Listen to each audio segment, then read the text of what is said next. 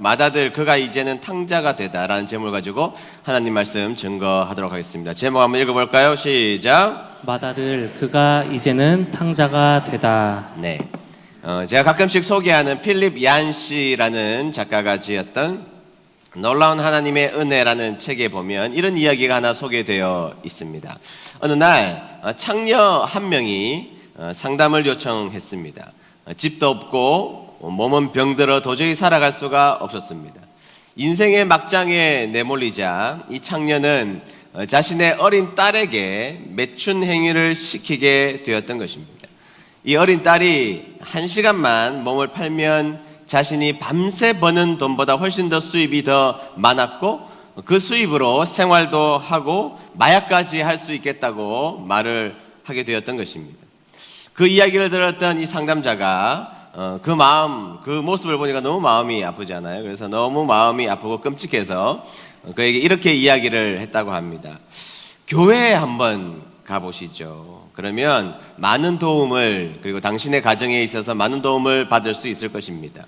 그러자 그녀가 이렇게 대답을 했다고 합니다. 교회요? 거기를 제가 뭐하러 가죠? 그렇지 않아도 지금 상황이 비참해 죽겠는데 교회에 가면 그 교회 안에 있는 사람들 때문에 더 비참해질 것입니다. 저는 이 여인의 말이 너무 쉽게 와닿는 데 있어서 제 마음이 너무 아팠다는 것입니다. 교회 안에 있는 우리들을 가리켜서 우리는 은혜를 입은 자다 이렇게 표현하고 있죠. 은혜를 입었다 이 말은 우리가 죄인의 모습으로 살아갈 수밖에 없는 죄인이죠. 죄인이지만 죄인에게 하나님께서 은혜를 주셔서 그 은혜가 덧입혀진 존재, 죄가 없는 게 아니라 그 은혜가 죄를 덮은 존재, 그것이 바로 우리들의 모습이라는 것입니다. 우리 모두는 그래서 가리워주는 용서를 받은 사람이고, 그래서 우리는 많은 사람들을 오히려 가리워주면서 그들의 허물을 가리워주면서 살아가야 함에도 불구하고 그 책에 등장하는 그 창녀는 교회에 대한 이해가 그렇지 않았다는 것입니다. 물론 자신의 몸을 팔고 자신의 딸을 그렇게 매춘행위로 내몰리게 하는 그 창녀가 잘했다는 것은 아니지만 더 문제는 그녀가 바라본 교회에는 은혜를 베푸는 사람들이 보이지 않는다는 데 있어서 그것이 문제라는 것입니다. 의롭고 깨끗하고 반듯한 사람들은 많은데 자신이 죄의 허물 많은 그 인생을 살다가 하나님의 은혜를 덧입은 자로서 사람들을 가리워주는 사람들을 찾아보기가 어렵다는 교회의 실상을 들여다보고 있는 내용인 것이죠. 제가 오늘 왜 이런 이야기로 시작하느냐 하면 탕자의 형 이야기를 하기 위해서입니다. 오늘은 좀 이 맏아들의 관점에서 탕자의 형, 맏아들의 관점에서 오늘 말씀을 좀 자세히 한번 들여다보면 좋겠는데요.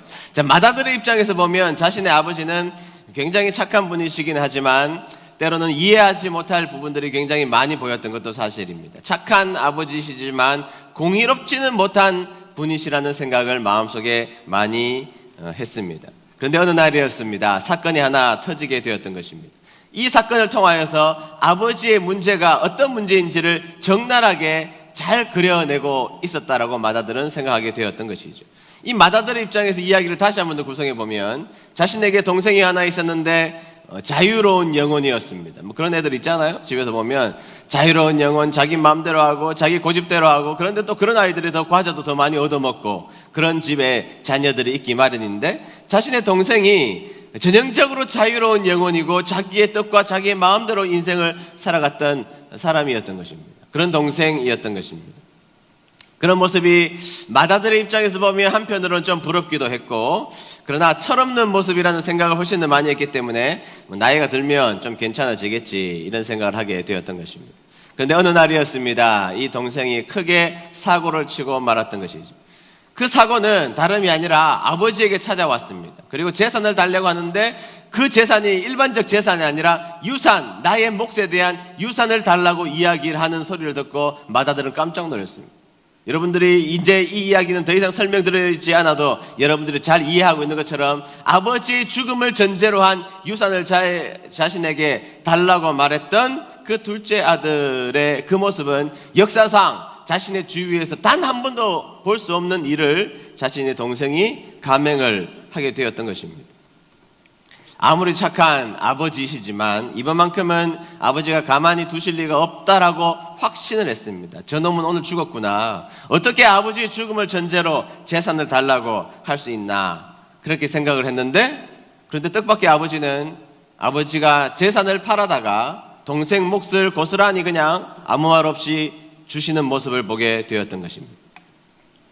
맏아들의 입장에서 볼 때 순간 너무나 화가 나고 당황했지만, 차라리 저런 못난 놈 집안의 수치로 남아있는 것보다 차라리 집안에서 사라지는 것이 처음에는 좀 마음이 아플지 몰라도 훨씬 더 우리 집안의 이익이 되겠다, 이런 생각을 하고 자신은 단 한마디 말하지도 않았고 간섭도 하지 않았습니다. 아버지에게 화도 내지 않았던 것이죠. 그런데 이 아들이 집에만 오면 속상한 일이 항상 눈에 보이는 것입니다. 왜냐하면 아버지가 그 집에서 저기 동구 밖을 쳐다보면서 누구를 기다리는 듯한 모습으로 저 밖을 쳐다본다는 것을 이 맏아들이 돌아오는 날마다 보았고, 그 기다리는 사람은 그 문제를 일으켰던 자신의 동생 둘째 아들이라는 사실을 알았기 때문에 마음의 속이 굉장히 상했던 것입니다. 아버지는 맏아들의 입장에서는 도무지 이해할 수 없는 존재였던 것이죠. 그런데 어느 날이었습니다. 어느 날 밖에서 밭에서 열심히 일했습니다. 아버지가 얼마나 속상하실까, 그리고 아버지가 얼마나 공허하실까. 내가 두 몫을 내가 다 감당하며 살아야 되겠다, 그렇게 해서 나가서 열심히 일을 하고 어느 날 집으로 돌아오는 길이었습니다. 집으로 돌아오는데 갑자기 집 앞에 도착하기도 전에 저 멀리에서 풍악 소리가 들리고 춤추는 소리가 들리게 되었던 것입니다. 자신의 집안에서 한 번도 없었던 일이 집안에서 일어나게 되었던 것입니다.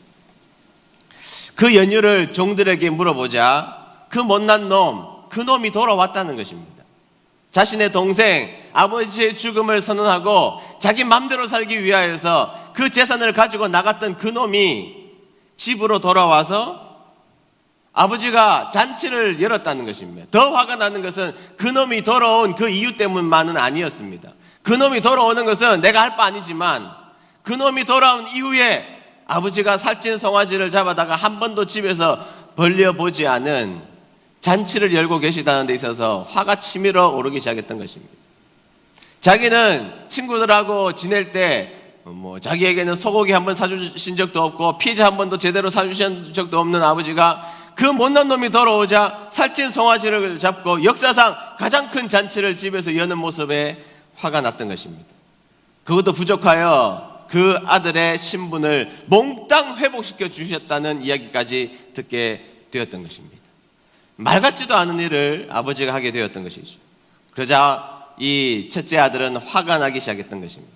아무리 그래도 이렇게 공의롭지 못한 일이 우리 집안에서 일어나서는 안 된다라고 생각을 했던 것이죠. 그런 맏아들의 모습을 성경에서 어떻게 그리고 있는지 한번 볼까요? 28절 상반절입니다. 다 같이 읽어봅니다. 시작. 큰아들은 화가 나서 집에 들어가려고 하지 않았다. 아멘. 자, 큰아들은 화가 나서 집에 들어가려고 하지 않았다. 자, 여러분 이 구절을 잘 생각해 보십시오. 둘째 아들은 집을 나가서 탕자가 되었고 이 첫째 아들은 집에 들어오기를 거부함으로 탕자가 되기로 결심했던 것입니다. 집으로 돌아오지 않고 집 밖에 머물러 있어서 화가 난 상태로 있었던 이 아들은 집 밖에 머물러 이제는 자신이 탕자가 되기로 작정했던 것이죠. 28절 하반절 볼까요? 28절 하반절입니다. 제가 읽겠습니다. 그의 아버지가 밖으로 나와 큰 아들을 달랬다. 아버지는 맏아들의 마음을 알았습니다. 속상했다는 생각도 하게 되었습니다. 우리 첫째 아들 속 많이 상했겠구나. 그래서 나가서 그 마음을 달래기 시작했던 것입니다. 근데 여러분 사람이 그렇잖아요. 누구 와서 그것을 설명하려고 하고 달래려고 하면 비로소 그때 화가 치밀어 오르는 폭발하는 경우를 맏아들이 경험하게 되었던 것입니다. 드디어 큰아들이 화가 폭발하기 시작했던 것입니다. 29절입니다. 29절. 지금 화가 폭발한 상태로 우리는 29절을 읽어야 합니다. 29절은 화가 폭발한 상태로 읽어야 된다고 말씀드렸습니다. 다 같이 읽어봅니다. 시작. 큰아들은 아버지에게 말했다. 보십시오. 저는 수년 동안 아버지를 섬겨왔습니다. 그리고 한 번도 아버지의 명을 어기지 않았습니다. 그런데 아버지께서는 한 번도 저를 위해 친구들과 즐기라고 염소 새끼 한 마리도 주신 일이 없었습니다. 아멘. 제가 한 번 더 읽어보겠습니다. 큰아들은 아버지에게 말했다. 보십시오. 저는 수년 동안 아버지를 섬겨왔습니다. 그리고 한 번도 아버지의 명을 어기지 않았습니다. 그런데 아버지께서는 한 번도 저를 위해서 친구들과 즐기라고 염소 새끼 한 마리도 주신 일이 없었습니다. 아버지. 이게 맏아들의 불평이었던 것이죠. 여러분, 이 한 구절, 우리가 읽었던 이 29절에는 이 맏아들의 가치관이 몽땅 담겨져 있다는 거 여러분 아시나요? 29절을 통하여서 맏아들이 가지고 있는 문제가 무엇인지 성경은 우리에게 자세히 설명하고 있다는 것을 기억해야 됩니다. 첫 번째가 뭐냐면 이 맏아들은 자신의 생각과 다르면 무례해지는 사람이었다는 것입니다. 다 같이 읽어봅니다. 시작. 자신의 생각과 다르면 무례해지는 사람입니다. 네. 아버지를 어떻게 부르느냐? 우리 개역 개정판에 보면 나와 있지 않지만 우리가 읽었던 쉬운 성경에 보면 보십시오 이렇게 나와 있죠. 지금 누구에게 하는 이야기입니까? 아버지에게 보십시오 이렇게 말을 하고 있다는 것이죠. 더 와닿게 설명을 하자면 아버지 이거 보세요. 아버지에게 이거 보세요 이렇게 이야기했다는 것입니다. 동네 지나가는 사람들에게, 기분 나쁜 사람들에게 하는 이야기, 이거 보세요 그렇게 말하는 이야기를 했다는 것이죠. 지금 맏아들이, 착해 보였던 맏아들의 아버지에게 자신의 심사가 뒤틀리자 이거 보세요 이렇게 아버지에게 무례하게 되었다는 것입니다. 저희 집에 있는 경인이나 민이가 저에게 이거 보세요. 그럼 어떤 일이 벌어질까요? 짐 싸서 내보내야죠. 이거 보세요라니 짐 싸서 쫓아내버려야죠. 이거 보세요 그렇게 이야기를 했다는 것이죠.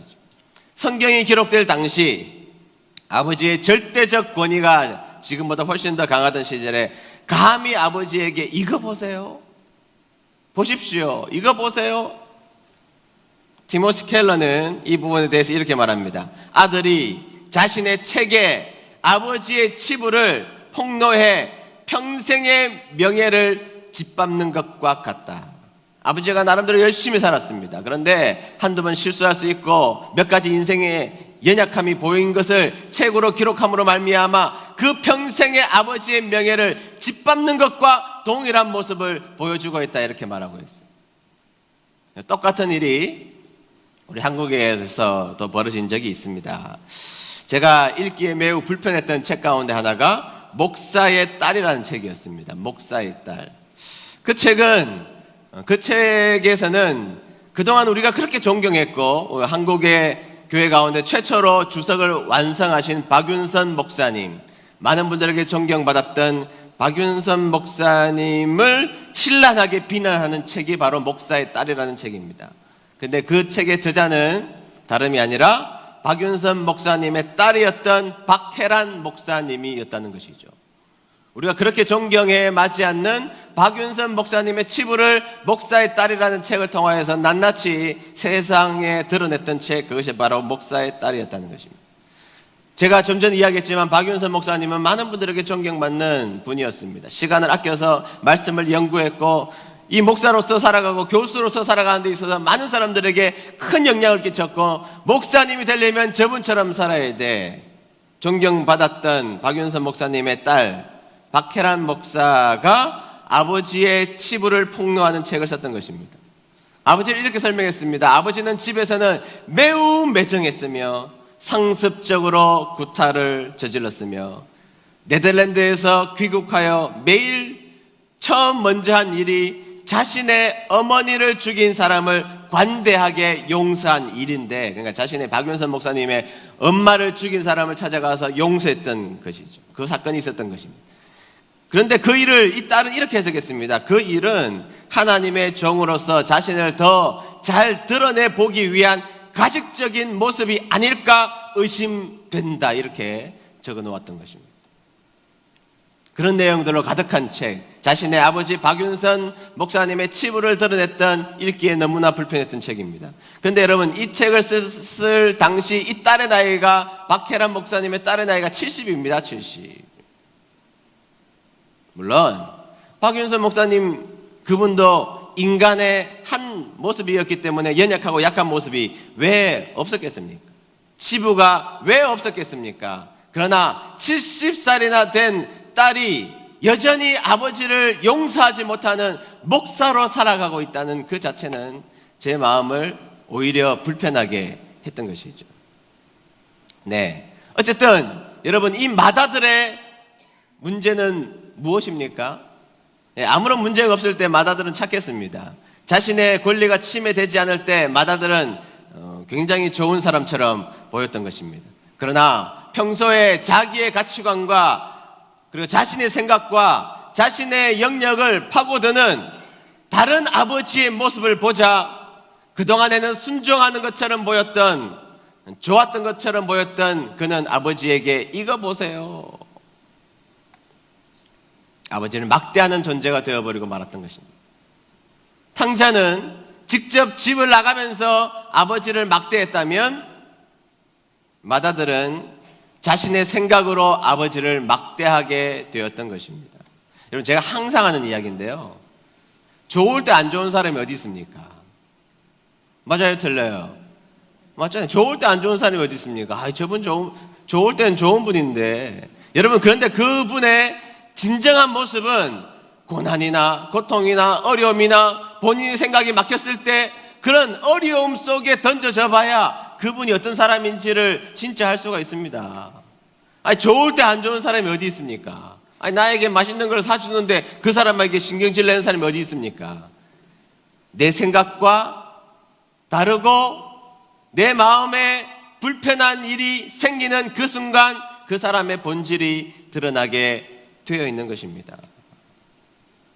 맏아들은 아버지의 모습이 자기의 가치관과 마음에 벗어나자 탕자와 전혀 다르지 않았다는 것을 오늘 말씀을 통하여서 우리에게 기록해주고 있다는 것입니다. 이거 보세요, 아버지가 하는 행동은 아버지로서 해야 할 행동이 아닙니다. 그렇게 말했던 사람이 탕자였다는 것이죠. 두 번째는 이 맏아들의 문제는 뭐냐? 자신에게 발생한 손해를 견디지 못하는 사람이었다는 것입니다. 다 같이 읽어봅니다. 시작. 자신에게 발생한 손해를 견디지 못하는 사람입니다. 네. 자, 탕자가 돌아오면 누가 제일 손해를 봅니까? 누가 제일 손해를 볼까요? 지난번에 말씀드렸는데 살찐 송아지가 제일 손해를 봤다고. 네, 제일 손해를 봤고요. 근데 실질적으로 가장 큰 손해를 본 사람은 바로 자신입니다. 자신의 아버지는 자신의 둘째 아들이 돌아왔기 때문에 얼마나 기뻤을까요? 종들도 별 상관이 없습니다. 그런데 자신은 뼈 빠지게 일했습니다. 자신은 이제 혼자 남은 이 집에서 어쨌든 내가 수고하면 여기 있는 모든 재산은 나의 몫이 될 것이라는 기대감과 생각이 있었던 것이죠. 다 내 것인데 저놈이 들어오자 나의 것을 다시 나누어 줘야 되는 손해가 발생하게 되었던 것입니다. 그러자 그는 견딜 수가 없었던 것입니다. 그래서 아버지에게 이거 보세요, 그렇게 이야기를 했던 것이죠. 제가 우리 교회의 성도님들에게 다른 교회에서 잘 하지 않는 이야기 중에 하나가, 하나님을 믿는 사람이 교회 밖에서 우리가 믿는 사람이라는 것을 보여줄 수 있는 유일한 방식은 손해보는 일이다. 제가 항상 강조하잖아요. 물질의 손해, 시간의 손해, 감정적 손해, 이 세 가지 손해를 보험으로 말미암아 그 속에서 믿지 않는 사람들의 마음속에서 신령한 이상한 모습을 우리에게 확인할 수 있다고 제가 여러 번 말씀드렸잖아요. 여러분, 세상은 자본주의 국가에서 물질주의 세계관이 가득합니다. 어떻게 이곳에서 물질을 손해봐요? 세상 사람들은 여기가 전부인데요. 손해볼 수 없습니다. 그러나 믿는 사람은 손해볼 수 있거든요. 왜 손해볼 수 있습니까? 이 세상이 전부가 아니라는 것을 확실히 믿는 믿음이 나에게 있기 때문입니다. 나의 감정과 나의 물질과 나의 시간의 손해를 볼 수 있는 사람만이 세상에서 하나님의 살아계심을 보여줄 수 있는 것입니다. 여러분들이 도무지 자신들이 할 수 없는 손해를 보는 모습을 세상 사람들이 바라볼 때 세상 밖에 무엇인가가 있는가 보다 경외감이라는 것이 비로소 든다는 것이죠. 자기는 이것을 붙들기 위하여서 아등바등하면서 그렇게 살고 있는데 저 사람은 저것을 과감하게 놓을 수 있는 모습을 보면서 무엇인가 있는가 봐. 세상 사람들은 그것으로 알 수 있다는 것입니다. 그런데 이 맏아들은 자신의 인생에서 손해가 되는 일이 발생하는 순간이 되자 그는 아버지에게 대들기 시작해요. 집 밖에서 집 안으로 들어오지 않는 탕자가 되고 말았던 것입니다. 마지막 중요한 세 번째, 마다들은 자신의 의로움 때문에 아버지의 잔치에 참여하지 않는 사람이었다는 것입니다. 다 같이 읽어봅니다. 시작. 마다들은 자신의 의로움 때문에 아버지의 잔치에 참여하지 않는 사람입니다. 29절 하반절 보시죠. 29절 하반절. 나는까지 한번 읽어봅니다. 시작. 나는 한 번도 아버지의 명을 어기지 않았습니다. 네, 원에는 나는이라는 주어가 있으니까요. 나는 한 번도 아버지의 명을 어기지 않았습니다. 아버지에게 뭐라고 그럽니까? 이보세요. 나는 한 번도 아버지의 명을 어기지 않았습니다. 나는 착했다는 것입니다. 도덕적으로 흠이 없었다는 것입니다. 성실했다는 것입니다. 나는 항상 아버지의 말씀에 순종하며 살았다는 것입니다. 남들 보기에 부끄럽지 않은 아들이었다는 것입니다. 그런데 여러분, 그 착함과 그 성실함과 그 도덕적인 것이 근본적으로 아버지의 뜻을 불순종하게 만드는 도구가 되었다는 것이죠. 자신은 성실하게 살았다는 것입니다. 자신은 깨끗했다는 것입니다. 그런데 이 공의롭고 깨끗하게 살았던 이 방식에 위배되는 아버지의 모습을 보고 자신의 착함으로 아버지를 순종할 수 없는 자리에 서게 되었던 것이죠. 그는 평소에 잘했습니다. 충성했습니다. 착했습니다. 그러나 그 착함을 보상받지 못한다고 생각하자 자신의 의로움으로 아버지를 정죄하고 둘째 자신의 동생을 정죄하기 시작했던 것이죠. 내가 이만큼 깨끗하면 다른 사람들을 얼마든지 정죄해도 된다는 의식 가운데 살아갔던 사람이 맏아들 첫째 아들이었다는 것입니다. 둘째 아들은 집 밖에 나가면서 나쁜 짓으로 불순종했다면 첫째 아들은 도덕적 의로움으로 그 착함으로 아버지께 불순종했던 것입니다. 이 맏아들은 바로 바리새인들이었고 서기관들이었고 사두개인들이었습니다.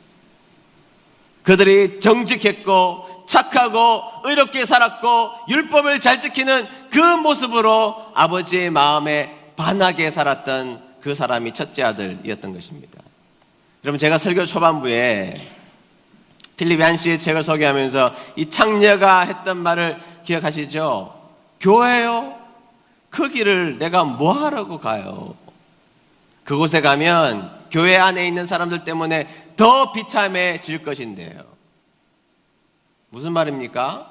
네, 우리가 은혜를 덧입었습니다. 그리고 나름대로 교회에서 10년, 20년 살아가면서 정말로 나쁜 짓도 별로 하지 않았지만, 그러나 그것으로 인하여서 많은 사람들을 정죄한다면 그것은 첫째 아들의 실수를 범하는 것입니다. 우리가 착하고 이렇게 살면서 여전히 십자가가 필요한 죄인이라는 사실을 깨닫고 살아가야 한다는 것이죠. 여전히 거룩하게 살아가야 됩니다. 여전히 착하게 살아가야 됩니다. 여전히 의롭게 살려고 애를 써야 합니다. 그러나 여전히 십자가의 은혜가 여전히 필요한 사람이라는 것을 깨달으며 서로를 대하는 사람이 되어야 한다는 것이죠. 그리고 우리가 착하고 이렇게 살면서 십자가가 필요 없다고 생각하는 순간 우리는 첫째 아들이 되어버리고 만다는 것입니다. 여러분, 교회에 성도님들이 첫째 아들 같은 분들 되게 많다니까요. 첫째 아들. 여러분, 둘째 아들입니까? 네, 그렇다고 말씀하시는 분도 계실 것입니다. 오늘 이제 첫째 아들 비난당하는 자리니까 난 둘째 아들이다. 그런데 여러분, 첫째 아들 되게 많아요. 여러분, 첫째 아들이 어떤 모습으로 그 첫째 아들의 문제를 드러나느냐? 첫 번째는 충성입니다. 충성. 첫 번째는 뭐라고요? 충성입니다. 충성의 모습으로 맏아들이 되기로 작정하는 사람들이 있습니다. 내가 얼마나 참았는데, 내가 얼마나 버텼는데, 내가 교회를 위해서 얼마나 충성했는데, 내가 목사님을 얼마나 잘 섬겼는데, 그 충성의 모습이 나중에 첫째 아들이 되는 도구가 되어버리고 맙니다. 여러분, 교회에 문제 일으키는 분들이 충성 안 하다가 문제 일으키는 사람은 없습니다. 다 충성했는데 어느 날 섭섭병이 찾아오면, 섭섭암이 찾아오면 그때부터 문제의 트러블 메이커가 되기 시작하는 것이죠. 제 친구 목사가 목회를 아주 잘합니다. 아주 대형교회 목사인데요. 그들하고 같이 모임을 하는 우리 친구들하고 카톡방이 있는데 한 번은 그러더라고요. 그 카톡방에 이렇게 썼습니다. 나는 똑똑한 사람이 싫다. 그래서 나는 니들하고 놀 때가 제일 좋다. 요따위 소리를 우리 카톡방에 하더라고요. 그래서 제가 견딜 수가 없어서 이야기했습니다. 내가 미안하다. 나는 예외라서. 그랬더니 아니 나는 네가 제일 좋다. 이렇게 엉뚱한 소리를 적었어요. 그러면 여러분, 나는 똑똑한 사람이 싫다. 농담처럼 한 이야기지만 그 속에 어떤 이야기가, 교회에서 똑똑한 사람이 싫다, 어떤 이야기가 담겨져 있을까요? 교회 가보면 입 바른 소리 잘하는 사람들이 있잖아요. 그런데 문제는 그 똑똑한 사람이 말하는 입 바른 소리가 다 옳다는 것입니다. 다 옳고 다 바르고 다 충성을 통하여서 나온 이야기이긴 하지만 공동체의 마음을 너무나 어둡게 해버리는 사람들이 있다는 것이죠. 그렇잖아요?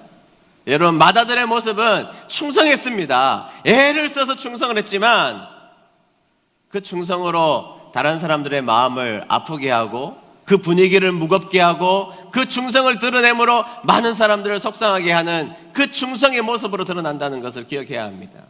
충성했으면 그 충성으로 더 많은 사람들을 품을 수 있는 저와 여러분 되시기를 주의 이름으로 축복합니다. 두 번째는 기도입니다. 기도. 두 번째 뭐라고요? 충성도 좋은 것이고 기도도 좋은 것이죠. 이거 열심히 해야 됩니다. 그런데 기도가 의가 되는 경우가 얼마나 많은지 모릅니다. 내가 집사님을 위해서 기도했어요. 내 기도의 덕인 줄 아세요? 기도로 모든 공을 가로채는 사람들이 얼마나 많이 있습니까? 그런데 여러분 생각해 보십시오. 내가 기도해서 이루어졌으면, 내가 그 집사님을 위해서 간절히 기도해서 이루어졌으면 내가 한 것입니까? 하나님이 한 것입니까? 하나님이 한 것이잖아요. 분명하게 아세요, 여러분. 내가 기도해서 그 일이 이루어졌으면 특별히 그 일에는 누가 더 간섭하신 일입니까? 하나님이 하신 일이죠. 아니, 그냥 내가 주머니에 돈을 그냥 줬으면 내가 한 일이고, 내가 무거운 것을 들어줬으면 내가 한 일이지만, 내가 기도해서 그분의 문제가 해결됐다면 누가 하신 일이에요? 분명하게 아셔야 됩니다. 누가 한 일입니까? 하나님이 하신 일입니다. 그런데 이 하나님이 하신 이 일을 나의 공로로 가로채는 경우가 위험하다는 것이죠. 마다들은 착했습니다. 마다들은 의로웠습니다. 그 의로움으로 아버지의 위대한 잔치와 아버지의 기쁨에 참여하지 못했던 것입니다. 자신의 의롭고 반듯한 삶의 강요가 오히려 하나님과 점점 멀어지게 만드는 도구가 되었던 것이죠. 여러분들이 가지고 있는 믿음으로 여러분 주위에 있는 사람들을 혹시 숨막히게 하지는 않습니까? 여러분들이 가지고 있는 생각, 가치관, 여러분들이 그렇게 생각하고 있는 옳음, 그 옳다고 생각하는 그것으로 여러분들의 주위의 사람을 고통과 힘들게 하고 있다면 그것이 바로 마다들의 모습입니다. 열심히 일하는데 사람들을 불편하게 하고, 열심히 일하는데 사람들을 고통스럽게 한다면 그것이 바로 오늘 성경에서 소개하고 있는 마다들의 모습이라는 것이죠. 마다들의 말은 사실이지만 그 속에 은혜도 없고 사랑도 없었던 것입니다. 제가 목회를 하면 할수록 아버지 생각을 많이 합니다. 아버지가 참 그때 많이 슬프셨겠다. 그때 많이 힘드셨겠다. 그때 많이 기쁘셨겠다. 그런 생각들을 많이 해요. 시간이 지나면 지날수록 저는 아버지의 생각이 점점 더 많이 납니다. 제가 또 아버지를 생각하면 제가 감히 따라가지 못할 어떤 영역들 때문에 아버지의 생각을 요즘에는 특히 많이 하게 됩니다. 아버지께서 2002년도 12월 8일 날 소천하셨고 2개월쯤 지난 어느 날이었습니다. 2개월쯤 지난 어느 날에 갑자기 목양실에 제가 있는데 문을 누가 쿵쿵쿵쿵 두들겨서 제가 문을 이렇게 열어드렸더니 어떤 70세 조금 넘으신 점잖은 어르신께서 목양실의 문을 열고 들어오시더니 바카스 한 박스를 사들고 들고 오셔서 들어오시자마자 아무런 이유 없이 제 손을 막 붙들고 막 우시는 거예요. 막 꺽꺽 소리를 내면서 막 너무 감당하지 못할 만큼 제가 전혀 모르시는 분인데 갑자기 제 손을 잡고 막 우시는 겁니다. 아, 어르신 도대체 무슨 일이십니까? 아, 제가 막 하도 우시길래 더 이상 말도 못하고 제가 한참을 있었죠. 한참이 지나서 진정하시더니 이렇게 이야기를 하셨습니다. 젊은 목사님, 아버지 목사님 돌아가셨다는 소식을 제가 이제야 듣고 찾아왔습니다. 내가 최준진 목사님이 이 세상에 안 계신다고 생각하니 마음이 괴로워서 못 살겠습니다 하고 막 저에게 또다시 울기 시작하시는 겁니다. 그래서 제가 아버지를 아는 목사님이신가 보다 해서 목사님이신가요? 그러니까 아닙니다.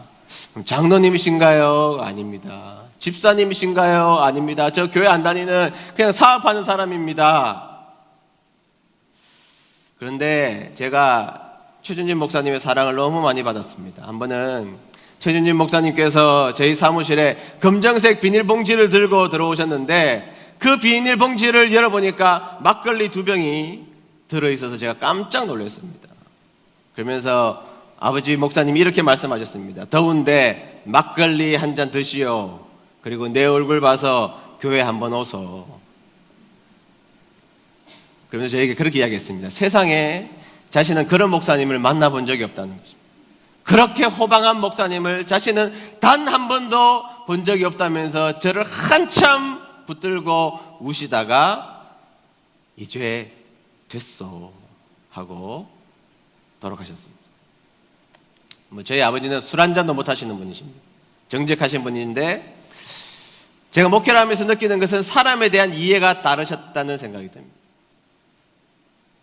저는 목회를 하면서 얼마나 많은 실수 가운데 제가 문제를 일으키거나 목회의 경영에 있어서 또 목회를 운영하는 데 있어서 목회의 방침에 있어서 어떤 실수를 많이 하는 목사는 아닌 것 같습니다. 그런데 저에게 드러나는 한 가지 문제는 제가 혹시 맏아들이 아닌가라는 생각을 하게 됩니다. 나름대로 정직하게 살아오고 준비된 목회를 하는 이 시점에 와서 많은 사람들에게 내가 가지고 있는 의로움으로 그분들을 따뜻하게 품어주지 못하는 사람이라면 제가 맏아들이라는 생각을 제가 했던 것입니다. 여러분들 어떠십니까? 여러분들 혹시 맏아들 아니십니까? 우리는 은혜를 입은 사람임에도 불구하고 여전히 우리의 삶의 여정 가운데 내가 가지고 있는 어떤 의로움의 영역을 덜추어내어서 많은 사람을 품고 죄인까지 품는 천국의 잔치에 우리가 참여하지 못한다면 바로 우리가 바로 맏아들이라는 사실을 기억해야 한다는 것입니다. 사랑하는 은혜드림교회 성도 여러분, 우리는 은혜를 덧입은 자입니다. 은혜를 덧입은 자처럼 많은 사람들에게 은혜를 덧입혀 주시고 선하고 따뜻한 말로 그 사람들을 일으켜 세워서 아름다운 잔치로 여러분들의 인생을 몰아넣는 저와 여러분 되시기를 주의 이름으로 축복합니다. 우리 찬양 부르겠습니다. 은혜입니다.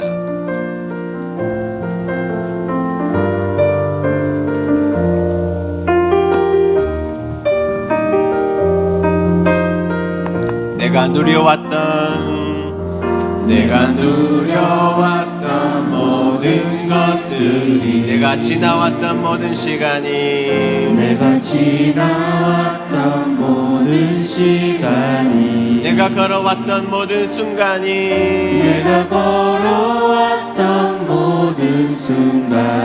당연한 것 아니라 은혜였소. 아침 해가 뜨고 저녁에 노을 봄의 꽃향기와 가을의 열매 변하는 계절의 모든 순간이 당연한 게 아니라 은혜를 덧입은 것이었습니다.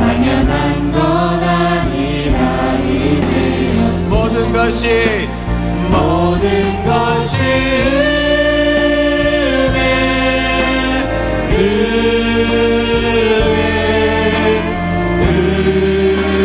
은혜 한없는 은혜 내 삶에 당연한 것 하나도 없었던 것은 모든 것이 은혜 이 자리입니다. 내가 이 땅에 태어나 사는 것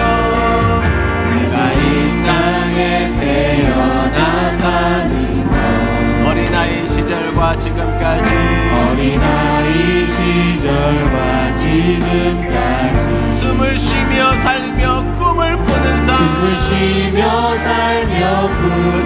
당연한 것이 아니었습니다.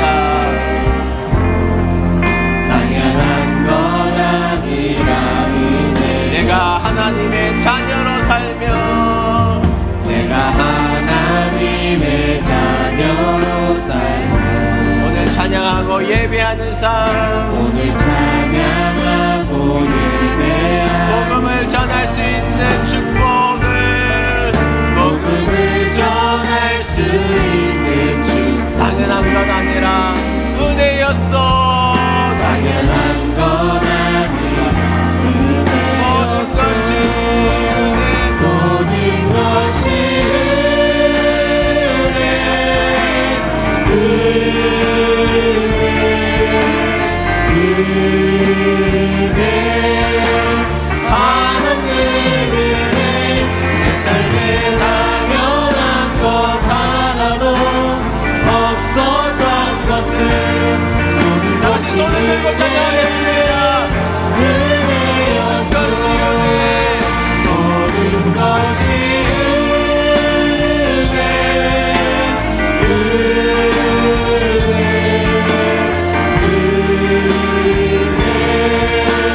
하나님은 내 삶에 당연한 것 하나도 없었던 것을 모든 것이 은혜였소. 다 같이 머리 숙여서 기도하겠습니다. 당자의 낭비하는 삶, 우리는 당자의 귀향을 보면서 아버지의 큰 은혜를 보았습니다. 그런데 이 당자의 이야기 오게 티가 있다면 맏아들의 모습이었습니다. 못된 짓을 했지만 불쌍한 꼴이 되어 머리가 다 빠진 채 돌아온 동생을 받아들이지 못하는 모습, 아니 사실은 그 동생을 받아들이는 아버지의 모습을 받아들이지 않는 맏아들이었던 것입니다. 바르게 살았거든요. 착했거든요. 도덕적으로 흠이 없도록 살았거든요. 그러나 말썽투성이 둘째를 용서하지는 아버지가 이해할 수 없었던 것입니다.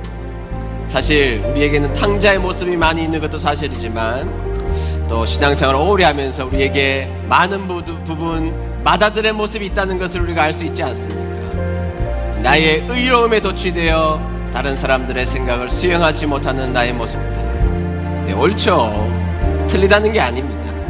옳지만 사람을 살리지 못하는 모습, 바른 이야기지만 공동체를 아프게 하는 모습, 그리고 다른 사람이 복을 받고 잘 되는 것에 대해서 수용하지 못하고 있다면 그것이 바로 맏아들의 모습이라는 것입니다. 오늘 기도하실 때 하나님, 여전히 우리는 십자가의 은혜를 덧입어야 하는 사람이라는 것을 알고 있습니다.